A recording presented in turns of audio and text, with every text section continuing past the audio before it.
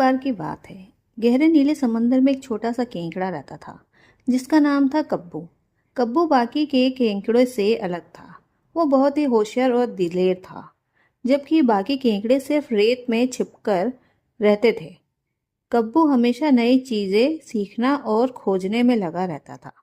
कब्बू का सपना था समुंदर का राजा बनना।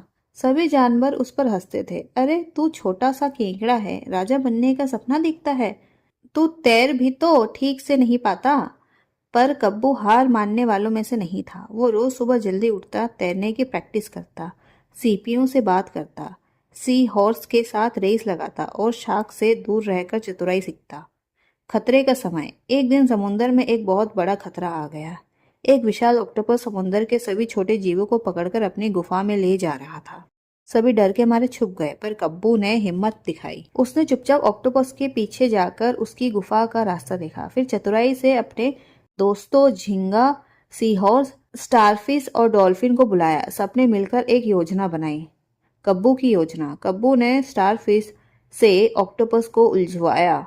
डॉल्फिन ने तेजी से गुफा के पास जाकर सभी बंदी जीवों को बाहर निकाला और झींगा ने गुफा को पत्थरों से बंद कर दिया। ऑक्टोपस को हार माननी पड़ी और वो वहां से भाग गया। असली राजा कौन? जब सब जीव आजाद हुए तो उन्होंने मिलकर कहा, हमें किसी बड़े शरीर वाला राजा की नहीं, एक बहादुर और समझदार राजा की जरूरत है। और इस तरह कब्बू बन गया समुद्र का असली राजा। केकड़ा कब्बू। सीख। शरीर नहीं, साहस और चतुराई ही किसी को असली राजा बनाती है। बहुत दूर गहरे नीले समंदर के नीचे एक जादुई गांव था, शिमरशिला। यहाँ रंग बिरंगे मछलियां, चमकते हुए सीप और हंसमुख ऑक्टोपस रहते थे। लेकिन इन सब से अलग था एक छोटा सा शर्मिला सा श्रिम्प। उसका नाम था शम्मी।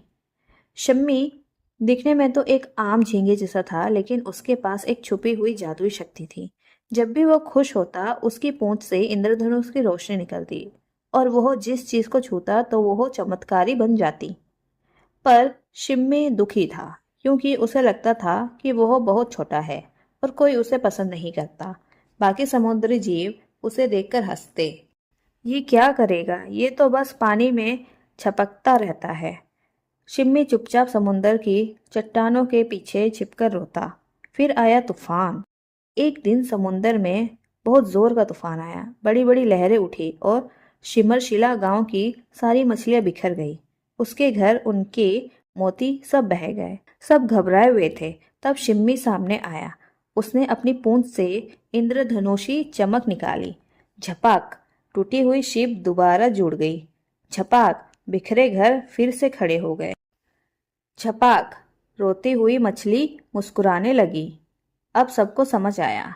शिम्मी छोटा जरूर था, पर सबसे खास था। उसकी जादुई शक्ति ने पूरे गांव को बचा लिया। अब सब उसे प्यार से पुकारते, जादुई श्रिम्प। सिम्मी। सीख, कभी किसी को छोटा मत समझो। असली ताकत दिल, दया और हिम्मत में होती है। समुंदर की गहराइयों में बहुत समय पहले गहरे नीले समुंदर के भीतर एक शांत सीप में जन्मा एक छोटा सा मोती। नाम था मोतीराम।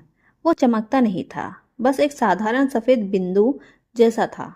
बाकी मोती उससे बड़े, गोल और चमचमाते थे। मोतीराम अक्सर खुद से कहता, मैं इतना छोटा हूँ, ना गोल ना सुंदर, क्या मैं कभी किसी के काम आऊंगा? सीप की ममता। मोतीराम की माँ, बूढ़ी सीप, हमेशा कहती, बेटा असली चमक बाहर नहीं अंदर होती है, बस वक्त आने दो। लेकिन मोतीराम हंसकर टाल देता, माँ मैं बस एक मामूली दाना हूँ, मुझे कौन देखेगा? फिर आया संकट।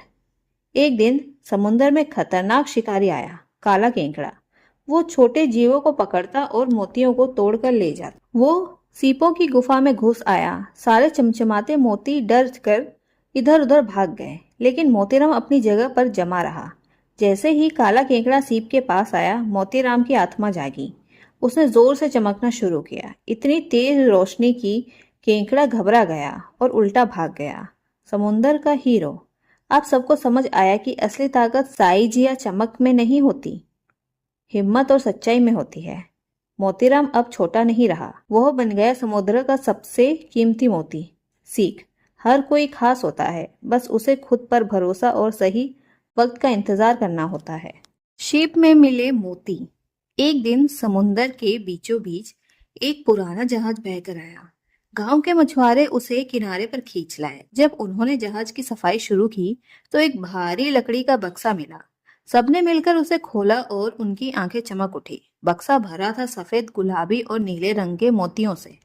गांव में खुशी की लहर दौड़ गई। सब सोचने लगे कि अब तो हम अमीर हो गए।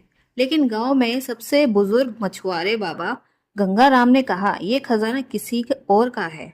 हमें इसे समुंदर माँ को वापस करना चाहिए। सब हैरान रह गए। अगर हम इसे रखेंगे तो शायद समुंदर नाराज हो जाए। बाबा बोले। बहस हुई।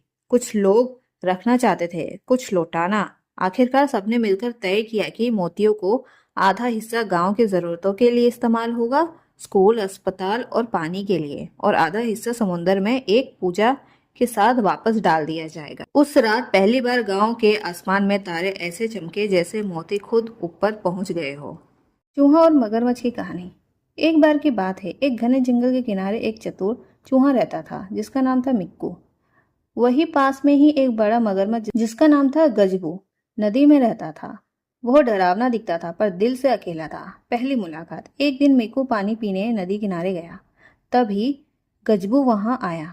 मिक्कू डर गया पर गजबू बोला, डर मत मिक्कू, मैं तुझे नुकसान नहीं पहुंचाऊंगा। दरअसल मैं दोस्त बनाना चाहता हूँ। मिक्कू ने हैरानी से कहा, तुम दोस्त? तुम तो जंगल में सबको डराते हो। गपजू उदास होकर बोला, मैं अकेला हूँ, डरावना दिखता हूँ, पर मेरा दिल भी किसी का साथ चाहता है। अजीब दोस्ती की शुरुआत। धीरे धीरे मिक्कू और गजबू दोस्त बन गए। मिक्कू गजबू को जमीन की कहानियां सुनाता और गजबू मिक्कू को पानी की दुनिया के किस्से सुनाता। एक दिन जंगल में सूखा पड़ा। सारे जानवर नदी से पानी लेने लगे, लेकिन रास्ता बहुत खतरनाक था, कीचड़ और जंगली झाड़ियां। मिक्कू ने योजना बनाई। गजबू नदी के बीच तक जाएगा और अपनी पीठ पर टोकरी रखेगा। बाकी जानवर किनारे से पानी भरकर उसकी पीठ पर रखेंगे और वह धीरे धीरे सबके लिए पानी लेकर आएगा। योजना सफल रही। पूरा जंगल गजबू का आभारी हुआ। अंत। अब कोई भी गजबू से नहीं डरता था और सबको समझ आ गया कि किसी को उसके रूप से नहीं बल्कि उसके दिल से पहचानो। बहुत समय पहले की बात है। एक हरा भरा जंगल था जहाँ तरह तरह के पक्षी रहते। उसी जंगल में एक सुंदर सी काली कोयल भी रहती थी। उसका रंग भले ही कौवे जैसा था, लेकिन उसकी आवाज इतनी मधुर थी कि जो भी सुनता बस सुनता ही रह जाता। जंगल के सभी जानवर उसकी बोली के दीवाने थे। सुबह होते ही कोयल पेड़ की सबसे ऊंची डाल पर बैठकर मीठा गाना गाती, कू कू कू। हर कोई उसकी आवाज से दिन की शुरुआत करना चाहता था।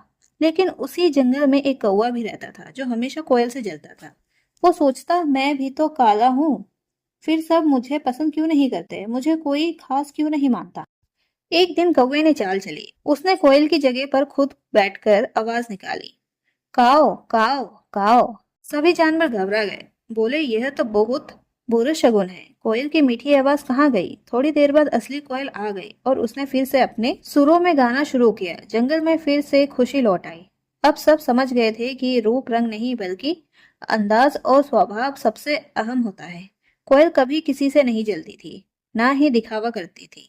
वो बस अपना काम, मीठा गाना दिल से करती थी और इसी वजह से वो सबकी प्यारी बन गई। शिक्षा। किसी की अच्छाई उसकी बोली और व्यवहार में होती है, ना कि उसकी सुंदरता या रूप रंग में। एक शांत और नीली झील के बीचों बीच कई कमल के फूल खिले करते थे। लेकिन यह कमल कुछ खास थे। वे रंग बिरंगे थे, कोई लाल, कोई पीला, कोई नीला तो कोई बैंगनी। हर कमल की अपनी अलग खुशबू और चमक थी। इन सभी कमलों का राजा था सफेद कमल। वो सबसे बूढ़ा और समझदार था। कमलों में झगड़ा। एक दिन नीले कमल ने कहा, मैं सबसे सुंदर हूँ क्योंकि मेरा रंग सबसे अनोखा है। लाल कमल बोला, तुम क्या अनोखे हो, सबसे ज्यादा लोग तो मुझे पसंद करते हैं। फिर पीला और बैंगनी कमल भी बोल पड़े। सारे रंग बिरंगे कमल एक दूसरे से ईर्ष्या करने लगे। झील की शांति टूट गई। सफेद कमल की सीख। सफेद कमल ने सबको बुलाया और मुस्कुराते हुए कहा, तुम सबका रंग अलग है, पर यही तो तुम्हारी सबसे बड़ी खूबी है। सोचो, अगर सब एक जैसे होते तो झील कितनी उबाऊ लगती। फिर उसने सबको झील में झांकने को कहा। जब सभी कमलों ने अपनी परछाई पानी में देखी तो उन्हें पहली बार एहसास हुआ कि सब मिलकर झील को कितना खूबसूरत बनाते हैं। अब वे फिर से हंसने लगे, एक दूसरे की तारीफ करने लगे और मिलकर झील की शोभा बढ़ाने लगे। सीख। हर रंग की अपनी अहमियत होती है। सच्ची सुंदरता सबके मेल में होती है, ना कि तुलना में।